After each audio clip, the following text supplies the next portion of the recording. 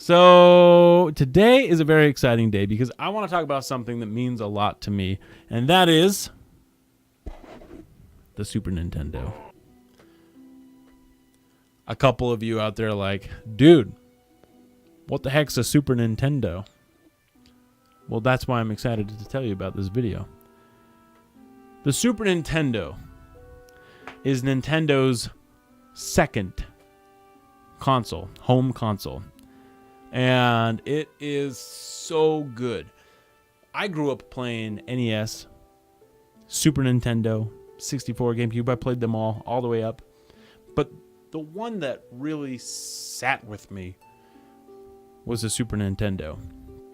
I think I spent the most time on Super Nintendo and 64, but Super Nintendo, I felt like I had 8 years of that in my life, and there were so many good games.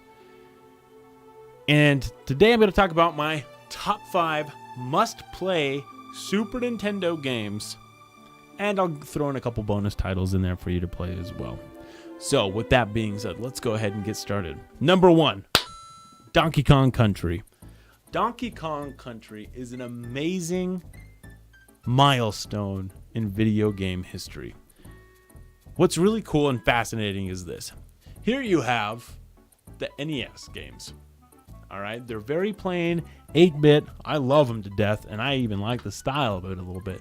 But then you look at Donkey Kong.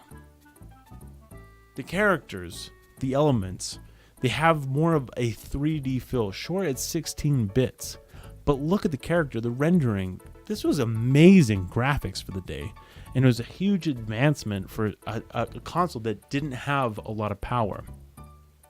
But what really made this game beautiful and one of the classics is the music.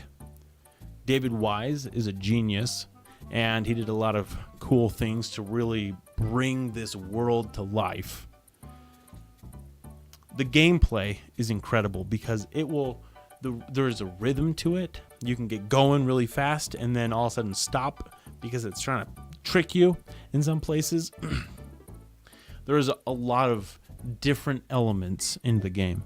The mine cart level right here, this was so mind-blowing because, hey, I'm not just running up and down on trees and jumping on bad guys. Holy crap, now I'm in a mine cart and I'm jumping over some suckers and trying to avoid dying in an old mine cart. This game was challenging. You get hit once and you're dead. You start over, dude. And that was really hard. Tropical Freeze is a great game, but now they give you, 2 or 3 hits. I can't remember what it is. I think it's 2 hits. So it's a little bit more forgiving, whereas the OG Donkey Kong game was like, dude, you get hit, you're out of here, man. You better hope you got Diddy behind you because he's the only chance you're going to be able to get hit twice. So Donkey Kong Country, play this game. You will love it. There is a world that feels like it actually exists and you're a part of it. The next game, Super Mario World. This game is amazing. First, you have Mario Bros, right? NES, great game. And then they made a couple more on the NES, which were really good, and they kept pushing the franchise further. But then what happened is the Super Nintendo rolled out Super Mario World, and it was so different. There were power-ups where you could fly, and on certain levels, if you got enough wind, you could fly across the entire map and skip it, or you could fight it, and it was challenging. And this game was all about perfection and timing. You had to make sure that you hit the right spot at the right time, or you would get hit and you would die. Again, amazing music. Fits in this world. There's a lot of secrets in it, like this ghost mansion. There's a secret entrance, and then you discover this hidden item area, and you could load up on items and get a Yoshi.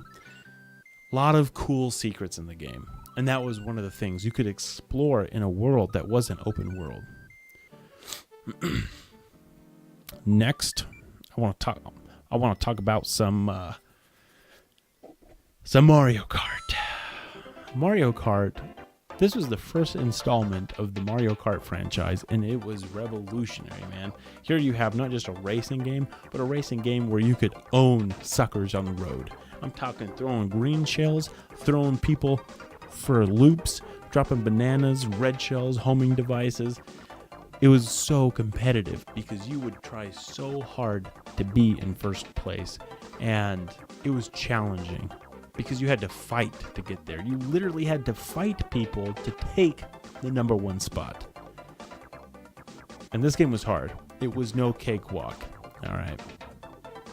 And it really gave me an idea of how creative a video game could be, because here what Nintendo did is they took properties that they have. Here's Donkey Kong and here's Mario, and let's put them together. Let's race these suckers. Here's Bowser, who's not trying to steal Peach. He wants to race you for Peach. And it was exciting. It was fun. I dropped so many hours in that game. And 150 class was near impossible. It's still really hard for me today to beat 150 Super Nintendo classes. That's 3. I so badly want to give number 4 to Donkey Kong Country 2. So this is going to be 3A. Actually, it should be 1A, an appendage to the first Donkey Kong. And all I'm going to say is that DK2 took everything from DK1 and expanded on it and really found more of the atmosphere and tone. And there was different maneuvers with Dixie, allowing you guys to reach places you couldn't before. And the animals had more abilities and you could jump higher, soar places. Anyways, I want to say that, but that's going to be an honorable mention, not in the top 5. Sorry, Diddy. I still like your conquest. Teenage Mutant Ninja Turtles. Turtles in Time. A lot of people might say, dude, you're stupid, man. There's so many classic Super Nintendo games that you could include, and you chose Ninja Turtles? I did this, and I'll tell you why. The Ninja Turtles were huge back in the day. A lot of people loved them, and they were kind of like the superheroes of the day. But what really made this game, this style of gameplay was pretty popular with the Super Nintendo, the scroll beat 'em up games.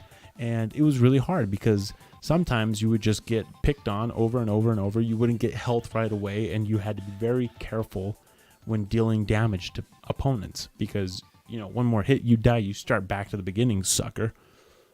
The bosses were really hard. You had to just fight and dodge and fight and dodge and fight and dodge. And it really pushed you to the limits. But it still captured the essence of the Ninja Turtles back then. So this game, maybe it's nostalgia glasses. I don't know. But I can tell you it's challenging and it'd kick your butt and it's super fun. Of all the games that have this gameplay where it's like scroll to a screen, beat them up, and then move to the next frame, this is the best one. All right, number 5. All you veterans out there are like, I know what he's going to say. I know what he's going to say. The Legend of Zelda, A Link to the Past. One of the single best games in the Zelda franchise. Anyone who has had the opportunity and privilege to play this game knows exactly what I'm talking about. It's amazing. This game took the idea of Zelda and blew it out of the water. They were able to focus in on story. The first 2 Zelda games didn't really have much of a story. We knew in the first one that, hey, something happened, go save a princess. The second one, oh man, look at all this thing. I can't remember what happened, like the king died or something, and then the princess got kidnapped and you save her. I can't remember the details. Nobody cares about Zelda 2. In fact, Nintendo kind of regrets it themselves. But A Link to the Past, they were like, you know what? Let's develop a story around this thing. Let's make a huge deal about this game. And then they designed the entire map of Hyrule to force you to reach places that you couldn't get to without leveling up in the game. Getting grappling hooks, getting hammers, getting boots, destroying things, getting the gauntlet, getting the flute to go to the dark dimension. That's right, there's another dimension and it's dark. And the beautiful thing about the dark dimension is the whole map's like the same, but they changed the way to get around everywhere. So in some areas, you could just walk right in. In the other places, there's a mountain right in your place, in your way, and you can't get past it. So you have to find another way. So it forced you to explore. But it wasn't a chore. It was a pleasure. How can I get around this? I thought I knew this map. The music, the style, the heart. It was so challenging. This game really will get you. But it will capture you right here. Right in the old ticker. I love that game. It is in my top 5 favorite games of all time. All right, so those are my top 5 games. We got Donkey Kong, we got Super Mario World, we got Mario Kart, we got Turtles in Time, and A Link to the Past, Legend of Zelda franchise. Some honorable mentions, however. Like I said, there are so many games that I dumped into. Donkey Kong 2, go play that right now. A lot of people might hate me for this one, but Donkey Kong 3, I liked it. It was weird. It was different. And I liked it. And I liked the music in that one too.